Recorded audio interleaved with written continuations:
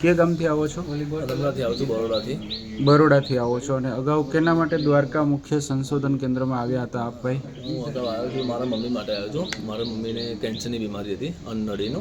બરાબર. તો ઘણા મેં હોસ્પિટલમાં ગયો છું, પણ એનો કોઈ નિકાલ મને મળ્યો નહીં. તો મને મારા ફેમિલીથી મને અહીંનું એડ્રેસ મળ્યું હતું. એનું એડ્રેસ મળ્યા પછી મેં દવા ચાલુ કરી. તો મારા મમ્મીને મેં 3 મહિનાથી દવા ચાલુ હતી. તો આ દવાથી મને 100% ફરક પડી ગયો છે. બરાબર. દર્દીને શું શું ફરિયાદો હતી અગાઉ? દર્દી મારા મમ્મીને જમવામાં તકલીફ હતી, તો અન્નનળીથી એમને જમાતું નહોતું.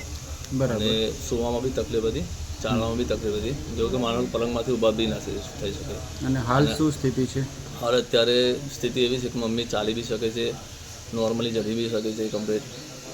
બરાબર. ડૉક્ટર સાહેબનું ઓપિનિયન શું હતું આ બાબતે? ડૉક્ટરે તો એવું કીધું કે હવે ઓપરેશન કરાવવું પડશે, પણ અત્યારે આ દવાથી હું ફરક પડી ગયો છે. ઓપરેશન કરવાની કંઈ જરૂર નથી અમારે. ખૂબ સરસ. દર્દીનું આખું નામ જણાવો. પરમાર સીતાબેન રતિલાલ. અને તમારો મોબાઈલ નંબર કહો ભાઈ. 9979 બરાબર. કે આવી કોઈ જટિલ તકલીફવાળા લોકો સમાજમાં હોય તો આપની પાસેથી પણ અમૃત પુષ્પ દ્વારકા મુખ્ય સંશોધન કેન્દ્રનો અભિપ્રાય મેળવી શકે, તો લોકોને એક સાચી દિશા મળે અને એક સમાજમાં સારો મેસેજ જાય. જય દ્વારકાધીશ. જય દ્વારકાધીશ.